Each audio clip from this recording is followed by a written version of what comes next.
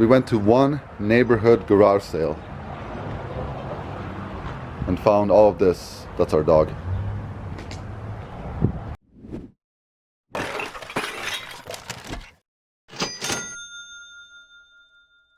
Gonna get in, Toddy? You gonna go for rides in there? So Toddy can't go for a ride right now because this is literally one side. The trunk is absolutely full. Here's the back window, and then this side, if I open it, stuff will fall out. So we actually had to crush this box because it couldn't fit. And then there's more up front.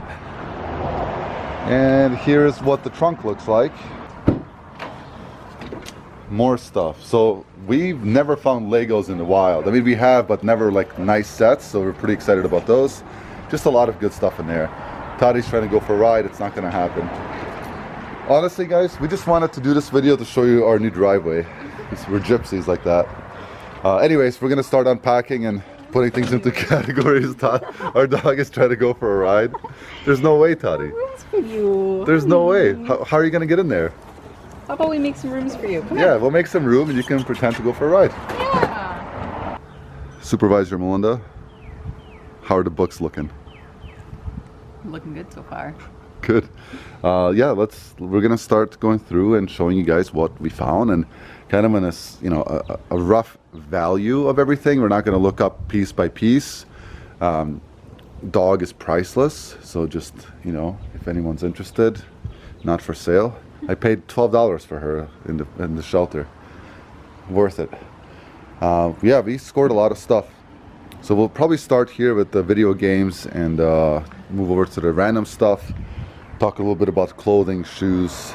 And then this is all stuff that we're actually getting rid of. This is super old inventory that we maybe have $10 into, that we pulled. Free stuff that someone wanted us to sell, but it's just not worth it. And then just a bunch of junk and stuff from bad buys or bulk buys. All this is going to go away.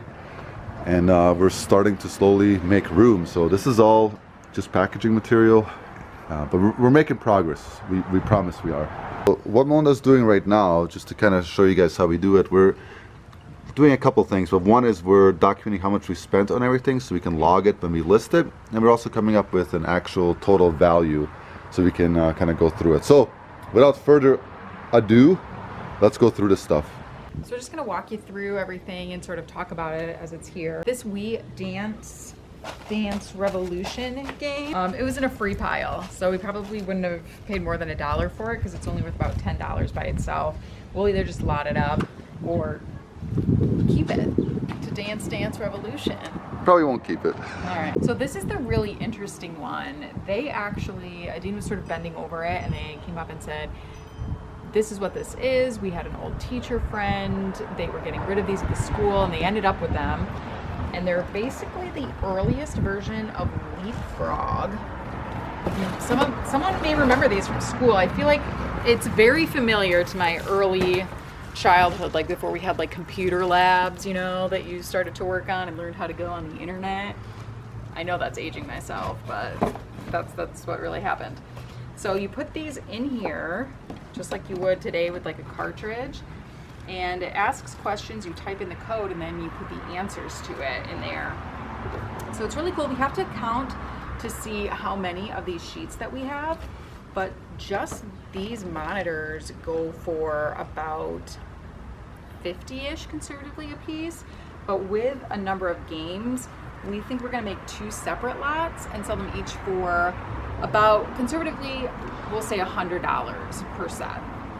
So it's pretty crazy. We both walked by them first and we ended up picking them up, obviously after we checked the comps, and we only paid $10 for all of it. Probably our biggest, best ROI, so 10 into roughly 200 plus shipping. Right. Yeah, the Wii Fit board, right, so the Wii Fit board with all these games was $10, so we should be able to get about 30 plus ship, especially coupled with some games. And then this Wario game by itself, we paid $2, and we should get about 20 plus shipping for it. And of course, some Guitar Hero guitars. They only wanted $2 a piece for each of these guitars. So that's a great price. We can lot them together, sell them together, and we can get about 30 to 40 a piece for these. Or like I said, lot them together and sell them together for like 60 to 70. anytime you guys see vintage like slot car racing stuff, definitely take a look at it. We paid $10 total for these as is, and this will be the first time we actually look into them. If they're about 100% complete working, they're worth about 100 each plus shipping roughly. But most likely, you know, they might not work. We'll see. We honestly don't know what's in them.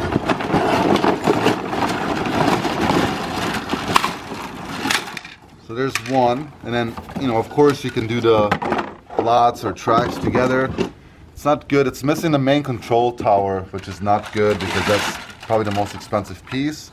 So probably in total, there's maybe like $40 to $50 in value just in all these slot pieces. You can just sell them in lots. Let's take a look at the NASCAR one.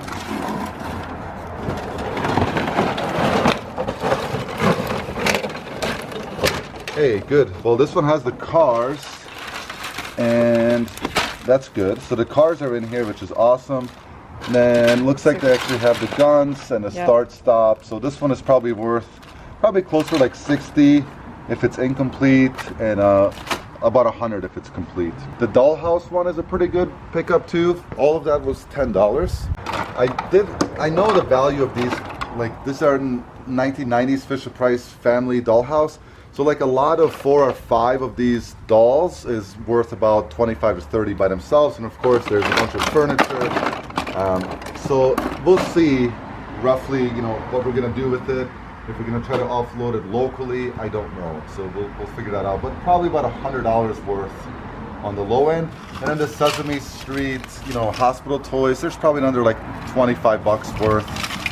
Depends on if it's complete or not. And again, 10 bucks for all of it, including this little car. Picked up these 2 Star Wars. This is Jabba the Hutt, of course, loose without the box. Used, he goes for about 50 plus ship. And then this Yoda statue. There's none listed currently. The last one sold for like 125, and we picked up both of them for 80. So I'm pretty stoked about those. You can't find this stuff very often, that's for sure.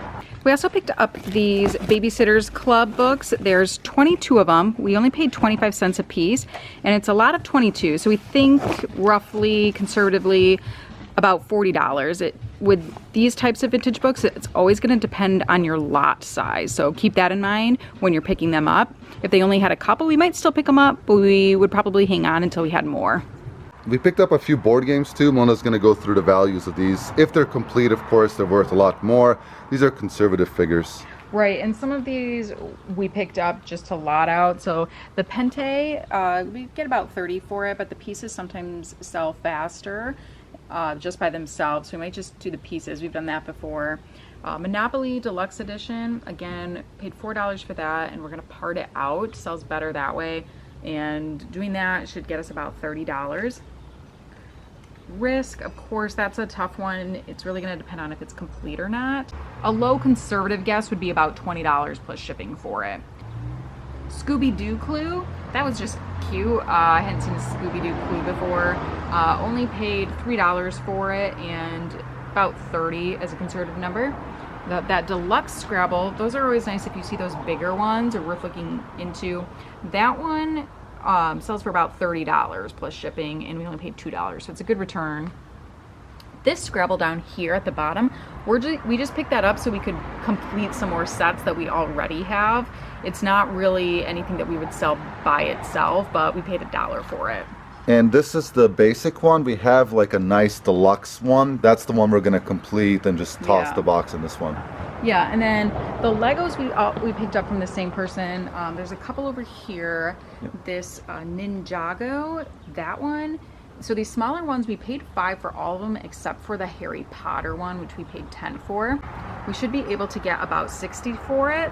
And then the Star Wars one, which is right next to it, we should be able to get about $50. And there is a character in here that's worth $20 by herself, and she is in there. We already looked. And she's brand new. Yeah, so packaged. So that's good for that. Yeah. The Harry Potter one, I think we came up with what, 25 for it? 30?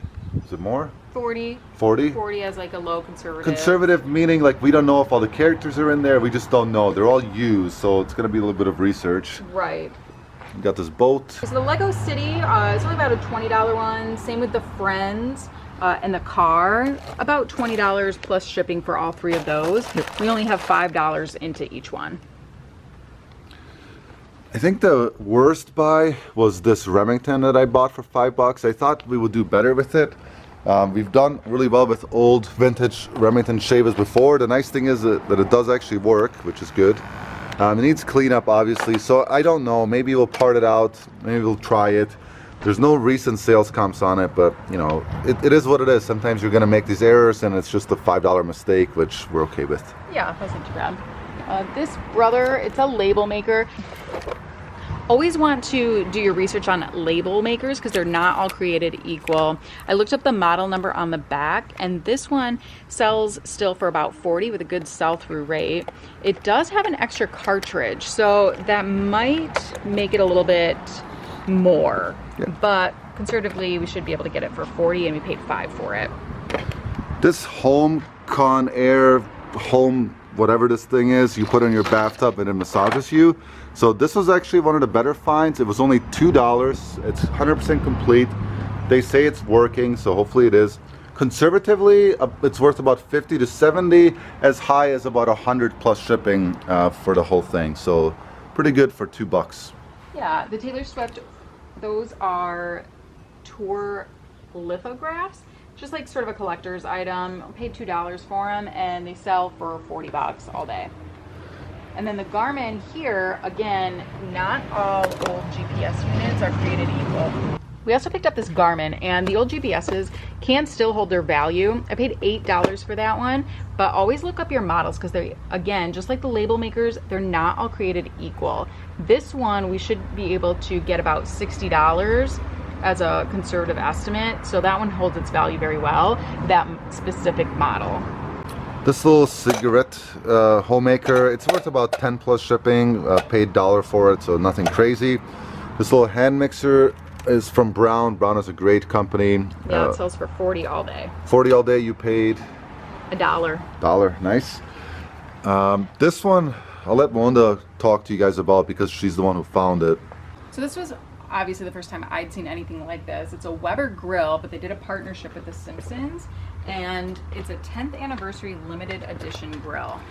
There's obviously a lot of use that's been put into it. They didn't keep it as a collector's item, unfortunately. If they did, it would have been worth a lot more. Some of these, they have the taller legs.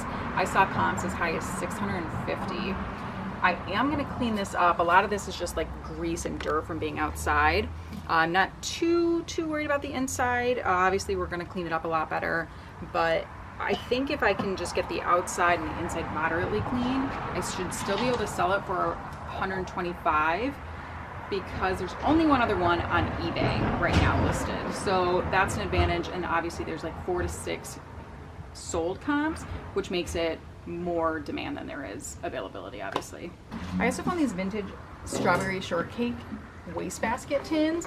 They're just really cute, and they have a really good sell-through rate. I paid $3 for each one, and they should both sell for $30 plus shipping. So this is an old mid-century modern orange juice carafe. I actually picked it up for my mom. My grandma had this set of all the little glasses, but she never had the carafe. So we're not actually going to sell this. If we did, just the craft by itself would be about 15 plus shipping. But if you do have the little glasses and you wanted to sell them all together, that can sell higher, up to about $40 plus shipping or so. This little fondue set from Presto in the original box, they only wanted $1 for it. It says never used, which I call BS on. Liars. But it's probably worth about 25 to 30 plus shipping, so nothing crazy, but for $1, it's pretty good. As Adine said about that Presto maker, it's not a crazy profit. Sometimes at these garage sales, you're not gonna get a lot of ballpark crazy finds. We did get a couple today, and that's awesome, but it's also littered with lots of solid sellers that are at that like 25 to 40 range, but they're at really low cost. So what you might not pick up at a Goodwill for $5, $6, $7, you can still afford to pick it up if it's just $1 and sell it for $35, $40, because then you still have meat on the bones for that profit. Another good find was this Department 56 set. She had these all out, and I did pay $10 for that big one. That one alone depending on the season, it can sell for between $40 and $80. So we'll factor in $40 because we go with conservative numbers. We don't want to tell you something sells for $80 and then we do sell it for $40. But the rest of this she had for $3 a piece. And they're good for lotting up. You can get a good return on your money, but I asked her if she could do better on those, and she really didn't want to, but we counted them all up, and it came to like $89, and I just asked her if she could do $75, and she was willing to do that because I took everything. She didn't have to piece it out little by little, and we should be able to, for that set, for the $75, we should be able to get a return of about $200. Last are all the clothes and shoes that we got. The Greg Norman stuff is pretty neat for a couple reasons. So the Greg Norman stuff, they're worth about 10 to 15 each for the shorts, pre-owned. We're gonna wash them all because Toddy took a nap on them, which is perfectly fine. And they're all the same size, so for $1 each, they're probably just gonna make like a $50 bundle for all of them to move them fast, and you know, it's 4 into 50. Same with the shirts, they're worth about 10 to 15 each. We're just gonna lot them up. They're all the same size, just one lot, and get them out of here. This Carhartt was $3. It's probably worth about $25 to $35. This polo piece is probably worth like $25 to $35. It's a pretty neat one. I'm really not sure. It's women's clothing. It's not my thing. The waffle knit polo, probably about that 25 range. 100% silk Tommy Bahama is worth probably about 25, and then some a windbreaker from Eddie Bauer, probably 25, and that KK Lele, what is that? Hey, hey. Hey, hey, baby, whatever, I have no idea. What's it worth? Oh, I would say about $25, $30. Yeah, so again, these, you know, for a couple bucks each, we're okay with those margins. And then shoes, oh, this helmet. It's a motorcycle helmet. Kind of hard to find the exact same one, but for $10 we should be able to get about 40 to 50 plus shipping on it. It's in good condition, everything works, there's no damage. And then shoes, we did pretty well with shoes. Average buy cost of $4.80 for each pair. The Coach ones are pretty nice. All of these are pretty decent. The high-tech hiking boots are pretty good sellers for us. The New Balance, they're probably like 25 plus ship, but you know, for a couple bucks, you know, each, not bad. A pair of Keens. These are like brand new. She wore them once and broke her toe before or after, I'm not sure. They're waterproof Skechers. Should be able to get about 30 plus shipping for them at least. And that's pretty much it. So let's go over the actual numbers. So the pros of garage sales obviously is that you can get a lot, you know, in one stop. So in total we spent about 4 hours out and we got, you know, plenty of inventory. Yeah, the numbers came out to, we spent $393. Again, it's a half day of work, 4 hours. And again, conservatively, yep, right? We went with the lowest numbers we could. We should be able to get about 2,510. Yeah, so not bad. 400 into 2,500, that meets our margin threshold.